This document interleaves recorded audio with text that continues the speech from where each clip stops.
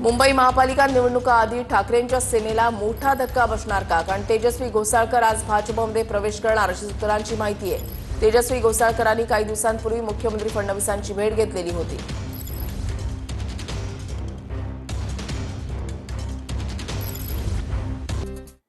पुढे एक महत्त्वाची बातमी आहे। पुणे महापालिकेसाठी महायुती ठाकरे बंधूंसह महाविकास आघाडीची मोर्चे बांधणी पाहायला मिळते। आज भाजप पुण्यात शक्ती प्रदर्शन करणार आहे। मुख्यमंत्र्यांच्या हस्ते 3000 कोटींच्या कामांचं आज उद्घाटन आहे।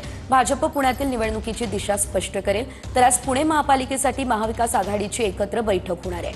उद्धव ठाकरे 19 तारखेला पुणे दौऱ्यावरही येणार आहेत।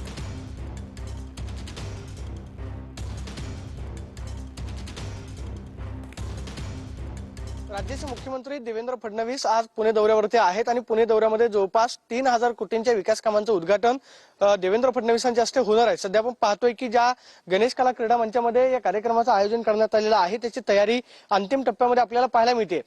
मात्र याच ठिकाणी स्वतः राज्याचे मुख्यमंत्री देवेंद्र फडणवीस हे भाजप कार्यकर्त्यांना संबोधित करणार आहेत। त्यामुळे 3000 कोटींच्या विकास कामाच्या माध्यमातून पुणे महानगरपालिकेच्या निवडणुकाचं रणशिंग जे आहे ते आज फुंकलं जाणार अशा पद्धतीची चर्चा पुणे शहरामध्ये आहे। पुणे महानगरपालिका निवडणुकीच्या दृष्टिकोनातून कार्यकर्त्यांना काय संबोधित करतात हे पण महत्त्वाचं असणार आहे। मात्र आज भाजप त्याचबरोबर पुणे महानगरपालिका 3000 कोटींच्या विकास कामांचं उद्घाटन करते त्याची जय्यत तयारी आपल्याला गणेश कला क्रीडा मंचामध्ये पाहायला मिळते।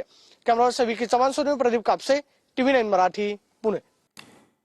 त्यानंतर पुढे आणखी एक महत्त्वाची बातमी आहे। राज्यात पालिका निवडणुकांच्या तयारीला वेग आलेला आहे। पालिका निवडणुकांसाठी आवश्यक तयारी पूर्ण झाली आहे। प्रत्यक्ष निवडणुकीच्या तयारीत रहा, निवडणूक आयोगानं हे आदेश दिले। राज्य निवडणूक आयोगाचे 29 महानगरपालिका आयुक्तांना हे आदेश आहे। आचारसंहिता, अर्ज भरणं, आवश्यक कागदपत्रांसाठी सज्ज राहणं या सूचना करण्यात आल्या आहेत।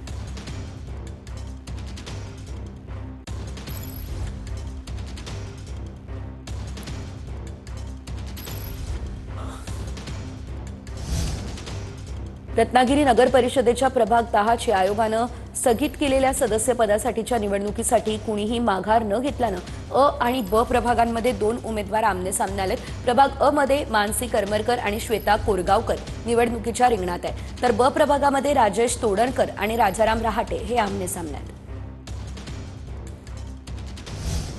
बांगलादेश सरकारनं संत्र्यांच्या आयात शुल्कावरती वाढ केली आहे, त्यामुळे संत्रा उत्पादकांना झालेल्या नुकसानीची भरपाई आता मिळणार आहे। शेतकऱ्यांच्या नुकसान भरपाईसाठी राज्य सरकारनं 169 कोटींचा निधी मंजूर केला आहे। 169 कोटींचा निधी थेट नुकसानग्रस्त शेतकऱ्यांच्या बँक खात्यामध्ये जमा होणार आहे। 2023 पासून बांगलादेश सरकारनं संत्र्यांवरती मोठ्या प्रमाणात आयात शुल्क लावले आहे। भारतातून येणाऱ्या वाऱ्यांमुळे राज्यभर पुन्हा एकदा थंडीचा जोर आता वाढताना दिसतोय। काही दिवसांच्या उकाड्यानंतर सकाळच्या सुमारास गारठा जाणवतोय।